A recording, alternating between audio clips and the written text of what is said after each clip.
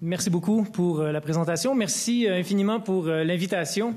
Déjà, de retrouver mon nom parmi un line-up aussi relevé, c'est un honneur et un privilège. I will talk today about something that is causing a problem for social justice. So philosophers, I'm a philosopher, so usually philosophers are concerned with the big questions about justice. So what is justice? Who owes what to whom? For what reason? What is the justification for that? And unfortunately, we've been doing that for decades now, and it doesn't seem, despite the fancy theories that we came up with, we are not more convincing in the population.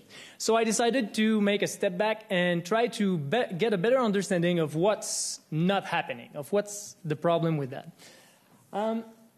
So social justice for the 21st century, what can we learn from the making of a toaster? So that will be the first step. I will blame you all here for being bad storytellers. And those bad stories that we tell and that we are convinced of make it really easy for right-wing people to undo the welfare state block by block. So no matter what the theory of justice you think is the best one, no matter the conception of justice seems to you to be the most desirable or the most legitimate, we still need a strong welfare state through which we will implement those theories of justice. And right now, there is not so much support, not so much democratic or public support for those institutions, for this welfare state, or for left-wing or social programs in general. So I'll try to propose an explanation for that. So I'll go very quickly because those data already were presented. So since 1980, the average Canadian gets poorer, despite economic growth, pretty impressive economic growth. Where did this money go? You already know. Well, the richest, the wealthiest people got the biggest share of this money.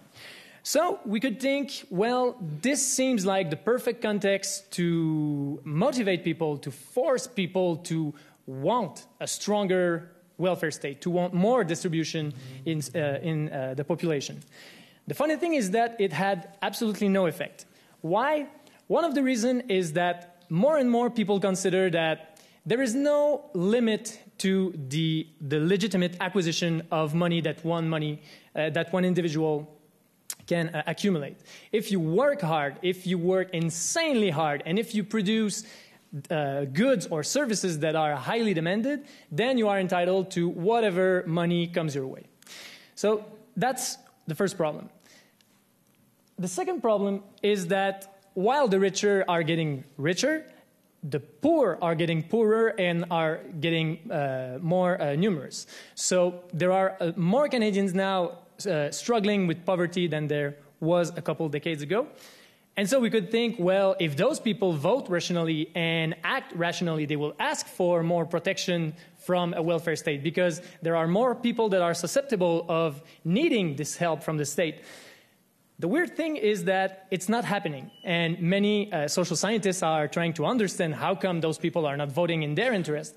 And one of the explanations that we got is that people do not really trust poor people, even when they are poor themselves. So even when they are poor themselves, they consider that, those poor people, they just don't want to work that hard. They're just not willing to work in the present context. Those students, why pay their education? Anyway, they go from one program to the other. They're lazy. They go on Facebook during classes. So we shouldn't, spend too much money. We shouldn't transfer too much money towards them.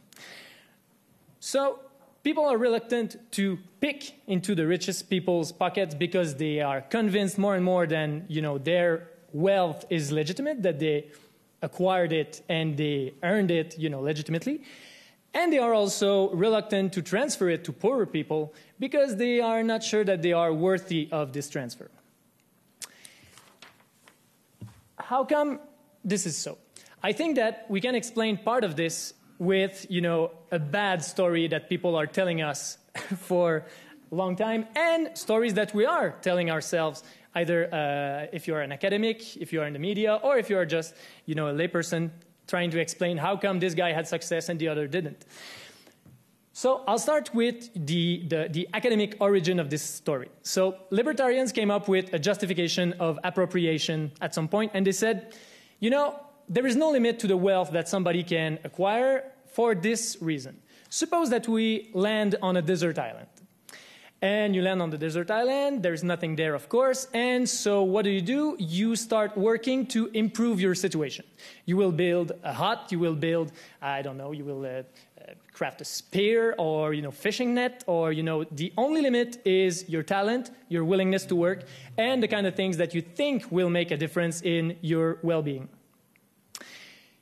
So if you don't have a hut, you have no one to blame, because the only reason why you don't have one is because you didn't build one. So you cannot blame anyone.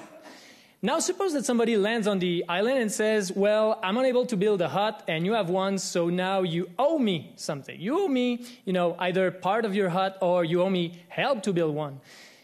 Would we consider that this is just, that we have a duty of justice, that the first islander has a duty of justice towards the second one? Now imagine that it's a tax collector that says, hey, we didn't know this island was there, but we saw it on a map and now we're here to collect, you know, 30% or 20 or 50% of what you owe. We wouldn't consider this to be legitimate, because this guy produced everything that he has by himself with the help of no one, and so he has no duty of justice towards anyone. He might decide out of charity or whatever to help the second islander, but he has no justice duty to do so. This is quite compelling. This is, you know, this story is interesting, and I think it's right. The first islander doesn't have any duty of justice. Where libertarians go wrong is when they say, well, you know, our society is nothing more than a bunch of islanders living side by side. So the reason why some are richer is just because they are working harder, they are more talented, and they owe nothing to no one. So to try to put that story to the test, let's try to imagine something like it's in fact an idea for a reality show. So you cannot do it. I had the idea. So I would put a Cro-Magnon and some member of our society. You know, let's take the most talented, most hard worker, most amazing person from, you know, the human race right now living on the planet. Let's put both on a desert island and let's ask them to build a toaster. So they have as long as they want, because we managed to find a way to, you know, immortality or whatever. So they can take as long as they want, and the winner gets $1 billion. So who would you bet on to build that toaster? Who do you think would come up after a couple 100,000 years with a model of a toaster? I wouldn't bet on either of them. I think that we would get back on the island after some time and we would find a Cro-Magnon living without a toaster, and we would find the guy from our generation dead somewhere on the island. Why is that?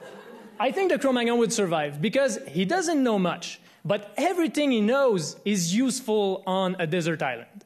He can hunt, he can fish, he can, you know, probably make a fire out of nothing, and that's all things that personally I couldn't do, and I doubt that most people here could do, you know, out of scratch. So if we ask them, you know, to build something like a toaster, or even to prepare a sandwich, you know, let's go simple, just prepare a sandwich, most likely the guy from our generation wouldn't be able to do that. A guy from, you know, a civilization that is sending robots on Mars, that is using, you know, intelligent phones and smartphones, etc., couldn't do such a simple task as, you know, preparing a sandwich. He wouldn't be able to make bread. He wouldn't be able to, you know, prepare bacon. So, and I want bacon in that sandwich.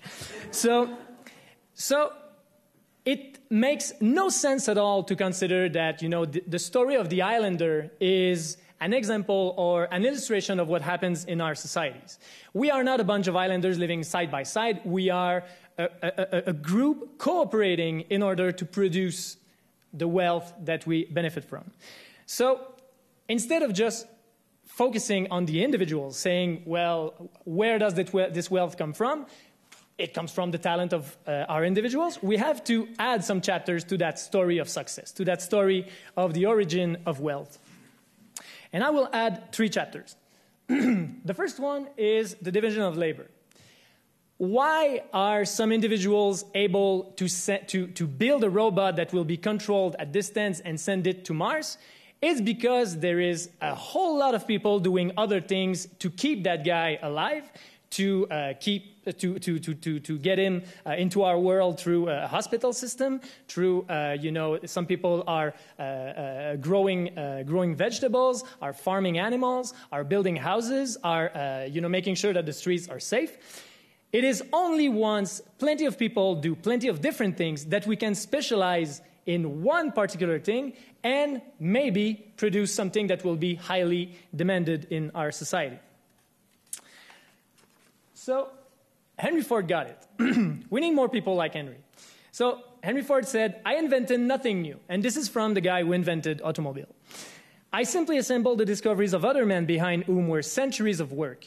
Had I worked 50 or 10 or even 5 years before, I would have failed. So it is with every new thing. Progress happens when all the factors that make for it are ready, and then it is inevitable. To teach that a comparatively few men are responsible for the greatest forward steps of mankind is the worst sort of nonsense.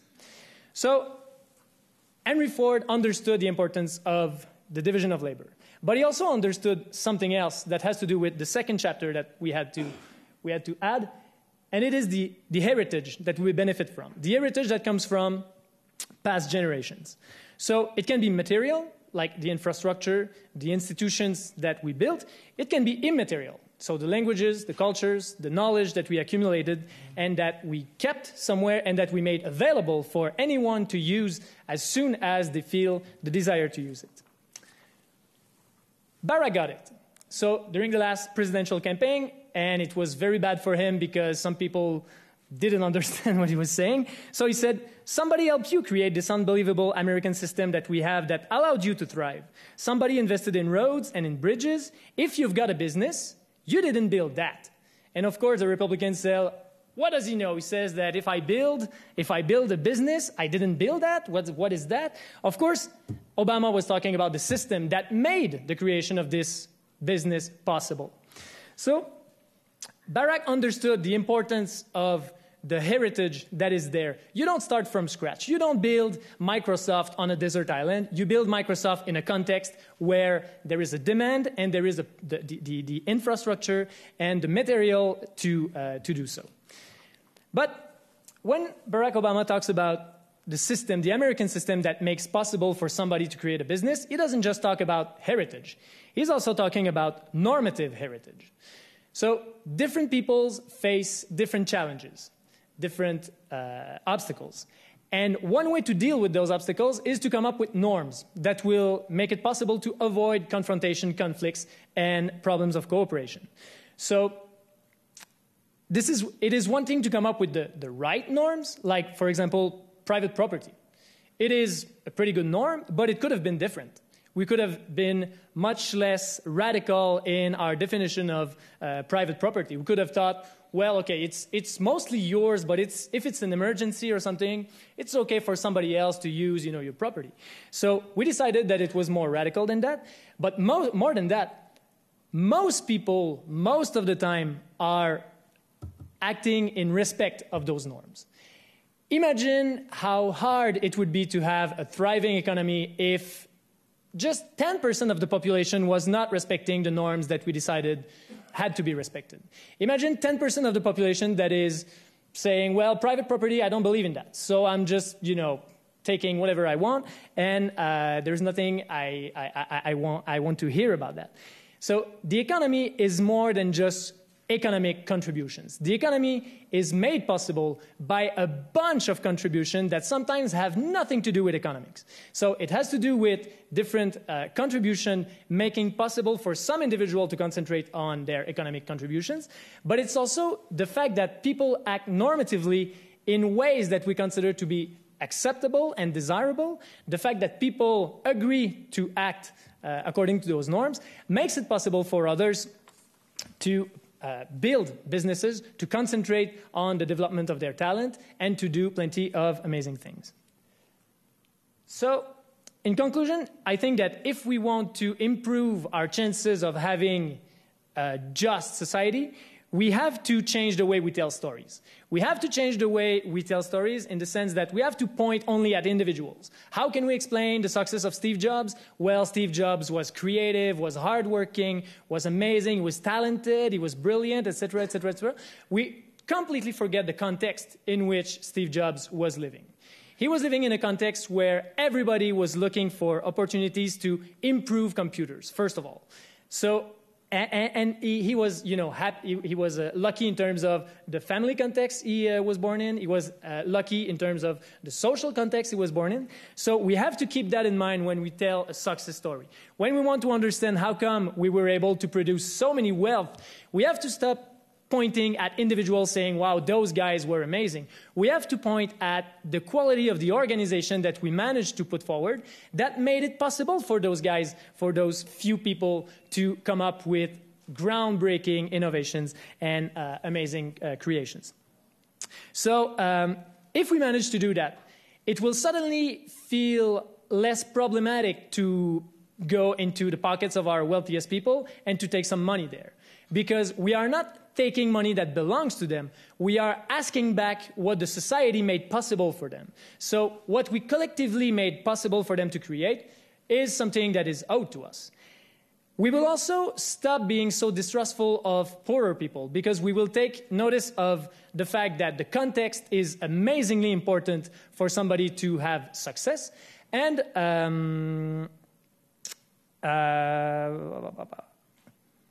also that it will highlight non-market or non-economic contributions that are essential for economy to thrive. So there's an African saying that says that it takes a village to raise a child. I think that we have to recognize the fact that it also takes a nation to build a toaster. And if we manage to understand that and to start telling good stories about how we create wealth and how people have success, we might improve our chances of putting forward, you know, winning conditions to build a strong welfare state. Thank you.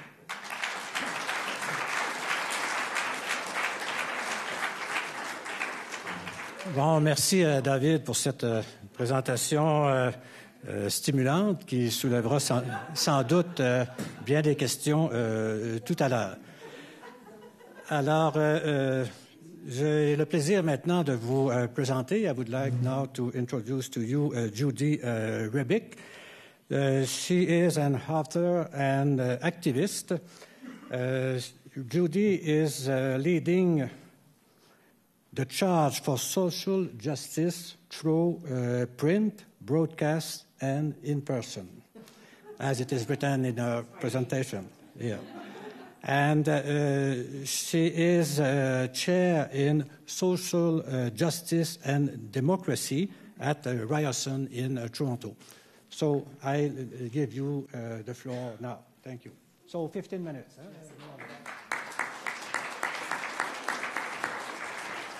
That's not my first slide. There we go. Okay.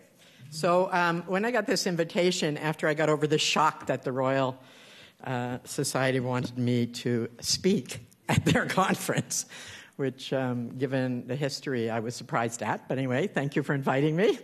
And I think it's a sign of change that we have this kind of conference on social justice at this time by such a venerable old academic society not known for radical thinking, if I may say. So, sort of like this place. But anyway, so when I thought of intergenerational social justice, I think about, well, what have I learned from young people about social justice? Because my generation, as I think both, everybody who's spoken already has said, has failed to achieve social justice. We've made some gains. You know, if I was speaking here 40 years ago, there wouldn't be any Indigenous people in the audience, and there probably would be 2 women and no people of color. So we've made gains for sure. You know, my life has transformed as a woman from the time I was in university till now. But we are far from reaching social justice, and some might argue on a class level, we are going backward, not forward. So I think I have a lot to learn from young people and from the new movements that have emerged in the last few years. So this is what I've been thinking about a lot lately. I've written 2 books, more or less, on this topic. And I have 15 minutes now to share with you some of that thinking. And this, by the way, in the picture here, is a round dance from Idle No More, which how many people here have been part of a round dance? Good. So I'm an old rally person. I'm best known in Toronto anyway for like, what do we want? And then you answer me, and I said, when do we want it, right? So I'm an old rally person, and I went to a round dance in the Eaton Centre in Toronto, which is like a huge 3-story shopping center. And I went in the north end of the Eaton Centre, and the round dance at the south end. And so I asked the security guard, do you know where the demonstration is? And he says, oh, yes, smiling. It's at the other end. Do you want me to show you? And I went, oh, if we'd had a rally inside the Eaton Centre, we'd have the riot police there. So he walked me over, and it was an amazing experience for me, because I've been to 1 million rallies. It was as powerful as a rally, but everybody was smiling. They weren't going, rah, rah, rah, rah, rah. They were smiling. And there were children in it, and there were mostly women, because it was women-led, and there was a feeling that was really different than a feeling at a rally. And I was thinking about, what is this? And I know there's an indigenous tradition of round dances, but in that moment, what I felt was, it's women leading this. It's a women's sensibility I feel here. It kind of feels like love. And it's very hard for me to talk about love, okay? But I'm going to do it, because I'm really getting to this point of understanding the power of love in these movements. So I agree about the power of story, and I think one of the things, like, for example, Occupy Wall Street did brilliantly was tell a story. But it's also finding something that's more powerful than greed and fear, and that something is love. And I think the new movements are discovering this. So I want to talk about that. And the second thing is that the new movements understand that the movements, which I wouldn't call identity politics, I call them the rights movements of the 20th century, were all about inclusion. We have the right to be, as Armin put it, the best that we can be. The best rise to the top, and everyone has the opportunity to be the best. So if we're African Americans or black people, we have the right to be president. We have the right to be the chair of the CEO of the corporation. If we're women, the same thing. We have the right to fully participate in society. In this society, there were radicals who said we need a different kind of society, but the majority of the movements wanted inclusion, wanted the right to participate in the existing society, to make it better by making it more diverse. That's not what's happening with the new movements. That's not what they're saying. They're saying, we want to change the society, top to bottom. We want to transform the society. And we're all in it together. Everything's related, which is not to take away from our recognition of our difference. So Idle No More, for example, I've been involved in Solidarity as an ally for Indigenous people for decades. Locally in Toronto in the 70s, I was involved in supporting Indigenous self-government. I was involved in supporting Indigenous women. I was at OCA, all of these things. But in all those cases, I was an ally. I was outside the movement supporting it. But Idle No More said, join our movement. Don't take it over, because you white guys have a sort of tendency to do that. Don't take it over. Be part of it, because we're fighting for you too. We're the best chance you have of saving the planet, and that's certainly true, because all the land that's unspoiled or relatively unspoiled in this country that Harper wants to frack and find oil everywhere and gas everywhere and destroy the wilderness, that's all Indigenous land. And so the Indigenous people are in the front lines of that fight, and that connection is being made. They're making it, environmentalists are making it, and more we understand that we are the 99%, and there they are, and there's the 1%. And you see what the proposal is. The 1% can be part of it too. We'll go and save him from drowning after he feels what it's like to drown for a while. Okay. So we're facing multiple crises. And I believe, I don't have time to get into this, that we're in a critical historical moment because we're facing a political crisis, and if you don't believe that, just turn on the TV and watch Rob Ford perform. And this is a crisis of the political system. It's not just one crazy guy. It is one crazy guy.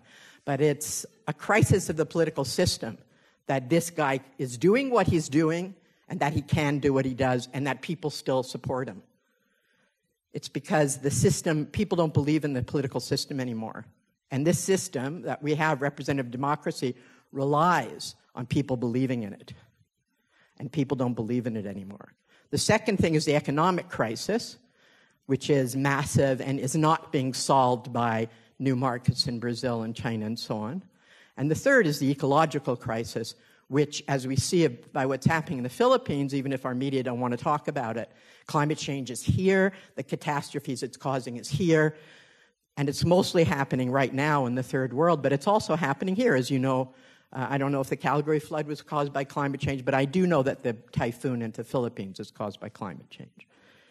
And so we have a sense of urgency that sometimes we've had, you know, and we had the sense of urgency about nuclear war in the early 60s. But this sense of urgency it's not as simple to solve. We need much bigger and better strategies to solve. So the next thing is all the movements understand we have to join together. And this is where I want to take up a little bit of what Grace and Armin were saying, is that I believe the only way we can join together is to understand, maybe it's about making the toaster, the contributions of the toaster, that while we want to be one, we're not one. That we all experience we have a different social location and we have a different social experience. And we have to respect that and support it and be an ally and stand up against racism. Like for me, I don't like the word, in a way I don't like the word ally because it suggests that it's someone else's struggle. But as a white person, I want to make racism, the fight against racism and colonialism, it's at the center of my politics, not on the side of my politics. Because the way in which capitalism, patriarchy, and colonialism have structured the society to make huge numbers of people with tremendous talent oppressed and feeling bad about themselves and feeling like, I love that quote that Grace used, feeling that they're a problem rather than that they have a contribution to make, is something that is in my interest to solve too. If I want justice, it can't be on the backs of black people or the backs of indigenous people. We have to all participate in that struggle as equally as possible. And that's the engagement part. I seem to be one ahead of myself. The other thing I wanted to say about that is this thing about being the best. Being the best. Occupy Wall Street was very interesting for that. They didn't want people to be the best. They wanted people to be valued for who they were. So if you came to Occupy Wall Street and what you were good at was cleaning up, okay? There is a young woman I met at Occupy Wall Street. I write about that in my book, Occupy This. And she wasn't a political person. She wasn't good at talking. She thought, I'm good at cleaning up and I can organize people to clean up. Well, it turned out that the mayor, the thing he had against them was they were making a mess of the park, right? And he was going to bring the police in, and this is his excuse. And she picked up a broom and she said, citizens of New York, come down here and help us clean up. And thousands of people went down to that park and helped clean up. And she was leading it. And every once in a while, she'd go around, give people hints about cleaning up better. And it was like a brigade of brooms and mops. It was amazing, right? And it worked. And the cops backed off because also the labor movement came, and et cetera. Or a working class guy I met in Toronto, a middle-aged guy who came down. It was mostly young people. And he said, I came down here. I didn't know what I could do. But it was November, and they were trying to camp in the winter. And he said, and they didn't know what they were doing. They didn't know how to camp in the winter. He says, but I know how to camp in the winter. So I started showing him how to build platforms and how to camp. And he said, I never felt better in my life than I feel here. because people valued what he could do. And the same with homeless people. And there were people with serious mental health issues, who had been marginalized in the society and called, being told that they can't contribute anything, who contributed, who were involved and contributed. And it was an experiment. It was a utopian experiment. And of course, it didn't last and it couldn't last. But it gave people a sense that something else was possible, that it wasn't about being the best. It was about being in community, just like you're saying, and making the toaster together and sharing our skills and not valuing, me more because I've got a big mouth, But I wouldn't have a clue how to set up a tent in the winter. I would be useless at that, right? And just because I have a big mouth doesn't make me a better person, right? And that's the idea. It's a different idea of how to construct a society, a community. And I think we have a lot to learn from Indigenous history and Indigenous ideas about this, right? When I was in Bolivia, I went to Bolivia for 6 weeks because there's an Indigenous government in Bolivia, and it's 70% Indigenous people. And the Aymara people have a value, a deeply held value, and that is, I can't be happy unless everyone in my community has what they need. So if you run into some money or some land or some food, it's not out of charity that you give it away. It's out of solidarity that you give it away. It's out of knowing that you can't be happy unless everybody has what they need. You can't be happy having an iPhone when people are starving. And if you bring people together, that's what happens. That's what people start to feel like. In Brazil, they had a participatory budget. They'd bring people from different communities together. And so this teacher talked to me and said, my community, we needed a new gymnasium in our school. But then we saw there were communities in our very city that didn't have sewers. So we thought, we don't need a gymnasium. Put the money to their sewers, right? Because they could talk to those people. They could see them. They weren't the other. As Chief Atleo was saying, they could see each other and feel their connection. And then they wanted people to have what they had, not that they should have more. And so all of the new movements, and this is the, they told me they were going to show me my time here. What is it? 3 minutes. Okay. This is the Maple Spring, what we call the Maple Spring, the Quebec student strike. And I happened to be in Montreal when this happened. And it was a more traditional, if you want, like a student movement for a particular demand. But it has the same energy. And, I was an older person in the march. And it was amazing. Like every young person who I walked by, they go like this to me, or they go like this, Like they appreciated that I've never ever had that in my life happen before, It was like, walk faster, No, it was, it was young people appreciating that an older person was coming to support them. And it was such a celebratory event. People felt so happy there, which isn't usually the way we feel on the left. And then the other thing is participatory democracy. We have our system of representative democracy is collapsing before our very eyes, based on honor, and now we only have unhonorable men there, at least running the country right now and my city.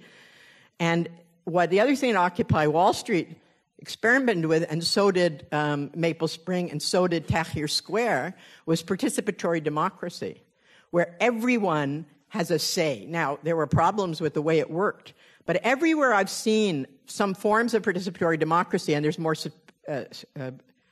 sophisticated forms than what we saw in Occupy Wall Street, the same thing happens, which is people who don't think they have anything to say politically get engaged. Solutions are developed by the needs of the people. I mean, what a concept, that the people who are most impacted by the decisions make the decisions. And this is the way I think we have to start thinking about democracy in a different way, because our democracy is based on centuries old. I don't want to get into all the theory, and I couldn't even if I wanted to. But basically, it's about electing our betters to represent us. And I think we're past that. And we have to start working on a system of participatory democracy and citizen engagement.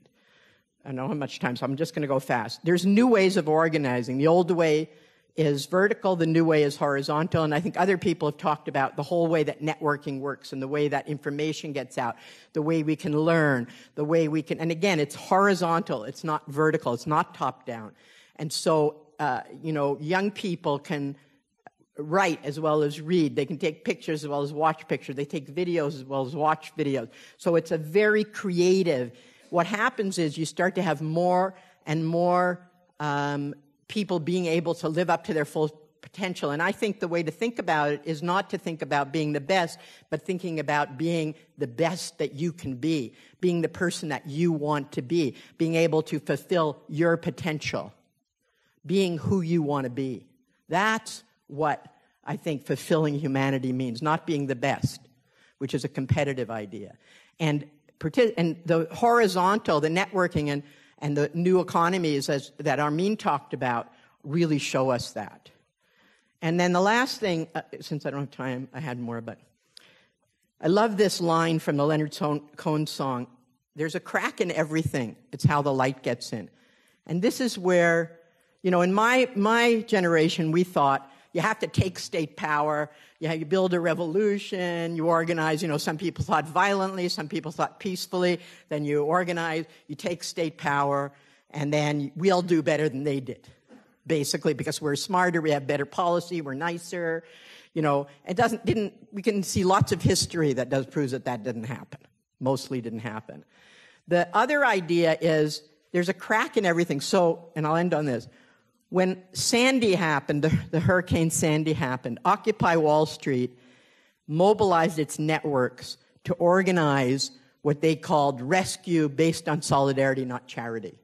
So the Red Cross and FEMA, which is the government agency, they, raised tons and millions of dollars, but they didn't take volunteers because they have to have trained volunteers. You have to be expert. You have to know what you're doing, blah, blah.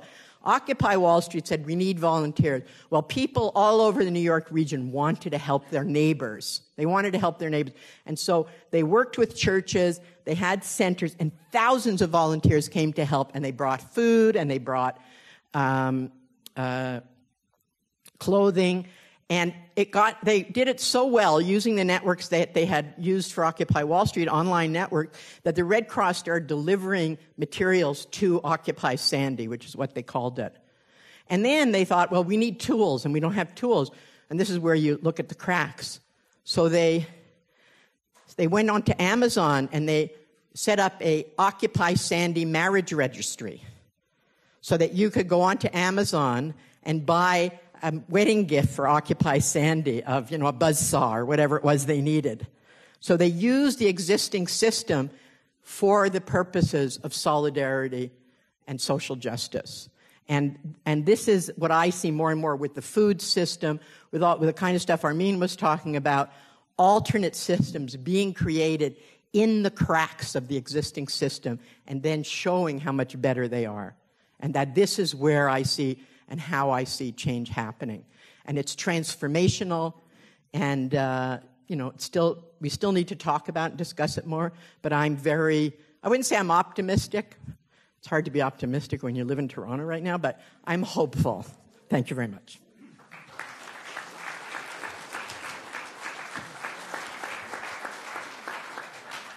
Okay, thank you, Judy, for this passionate exposé. And now we move to the question period. So who is willing to break the ice?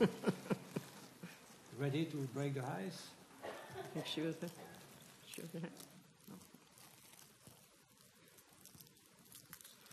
Yes, Madame.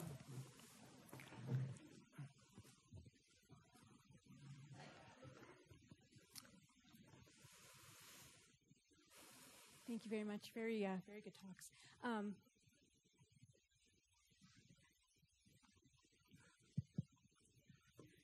Thank you very much. Very good talks. Very interesting. My question actually is about something that Dr. Robichaud said. You mentioned about poor people also being distrustful of poor people, and that sort of, it sounded a lot like the theory of internalized depression.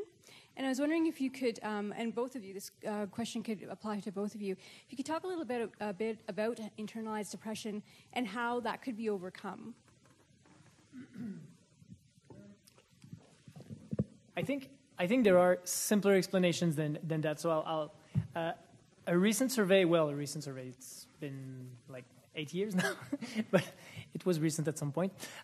Was conducted in the U.S. And they asked people. There was a tax break that was proposed that would concerned only the richest 1% and maybe the richest 2%. So it was really the wealthiest in the U.S. And people knew about that, and so they asked people in the population, do you think that you will benefit from that? And 20% of the population said, yeah, I will benefit from that, you know. And they said, if you don't think that you will benefit from that now, do you think that at some point you will benefit from that? And an extra 20% said, yeah, at some point I'll be among, you know, that richest 1%. So it's not just the fact that people underestimate the inequalities that there are, you know, in our societies. It's that they overestimate their possibilities and their chances of reaching to that, you know. And this has to do with what I was saying. People really are convinced that if you work hard, if you are talented, if you do everything that's possible, it is bound to happen. But we need more than that. And of course, you know, it will happen for some, and this is very inspiring for everyone. And this is, you know, those rare examples make it possible for the others to keep believing in that. But we have to level the playing field. We have to make sure that, you know, the quality of education that people get is more or less the same, and then the more talented are bound to succeed. We have to make sure that there is no, you know, radical discrimination, and those are the kind of things that I think that we have to look forward. So I think that it has more to do with a bad representation of how wealth is redistributed and how difficult it is to become, you know, wealthy. Then, you know, I would go with an explanation more like that than, you know, other explanation. Okay, thank you. Another question? Yes?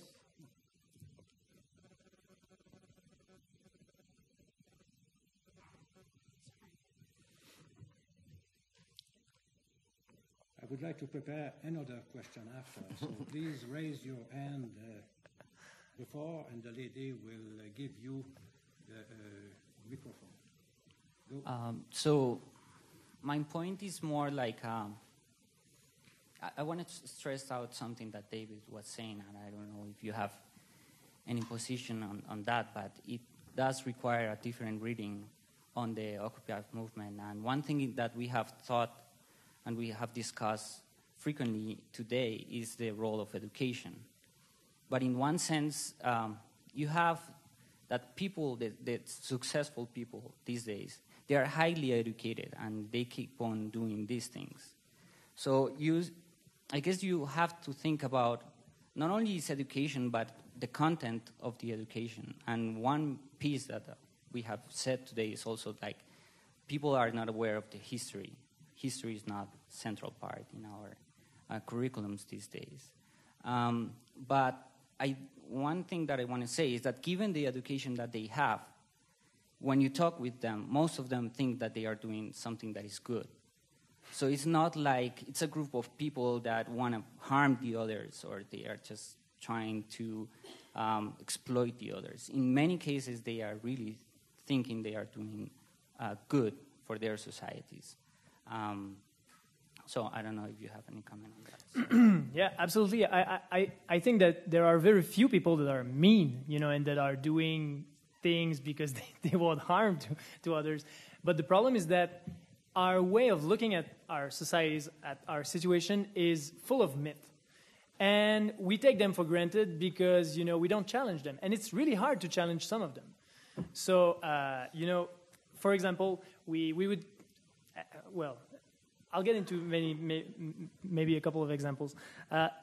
We consider that, you know, if you have access to education, well, the field is equal for everyone. But if we look closer, there are plenty of inequalities that are at play. So, for example, 80% of the students that are admitted at Harvard are first child. So, does it say anything? Well, it depends. If you were born in October, you, on average, had results at the end of primary school that were 14% lower than people who were born in September, because you were 1 year younger than them.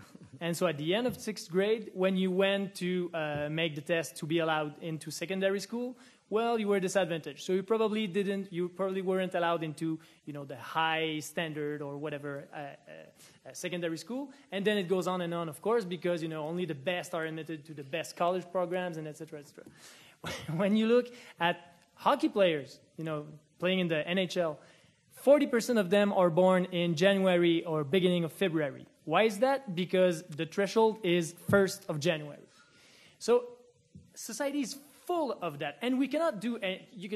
We are forced to put a date to coordinate and to make sense of the access, who will have access to what. But we have to be aware of those things. We have to be clear about the fact that some individuals are disadvantaged and some are advantaged. And of course, I took those examples because they are so tiny that we wouldn't suspect that there is something there. But of course, if you're living on a reserve, you don't have the same access to education or to plenty of other opportunities that are easily accessible to others. If you live in a family of literate people, there is no way you start on an equal footing with people who were born into poorer families who are non-educated or whatever. So the idea that, hard work, talent, and everything, it's useful because it gives the motivation to people to really give their best. And so we have to keep something like that, to keep the motivation going. But we also have to be aware that there is more than that. The context is there for a whole lot. Judy, do you want to add? Well, I guess I just wanted to say that I have a somewhat different analysis, because I think that the system promotes a certain story, right? It's not just that we have it. So if there's an individual who goes from poverty into being rich, we hear about that. But if there's a community that solves a particular problem, we don't hear about it, right? So we don't hear about the indignado in Spain, even though they're doing amazing things, like taking over old folks' homes that get cut and the old people running it, right? You've got 90-year-old indignados out there, railing against the government. And they're running health clinics. They're running old folks' homes with huge government cutbacks, starting voluntarily, and then creating their own money to pay each other. We don't hear anything about that. We don't hear anything about Bolivia, which is the most amazing country in the world. We never hear anything except when Evo Morales says something against the U.S. government. So I think this is part of, you talk about telling the story, but it's also the media, the question that was asked earlier, the way the media helps to promote the status quo, and I think that's important too. I just want to say one more thing about, quickly. In the 80s, in the 90s, I was a co-host of a left-right debate show, and I found out, to my surprise, that I often liked the people on the right better than the people on my side. So it's not about bad people, it's about a bad system.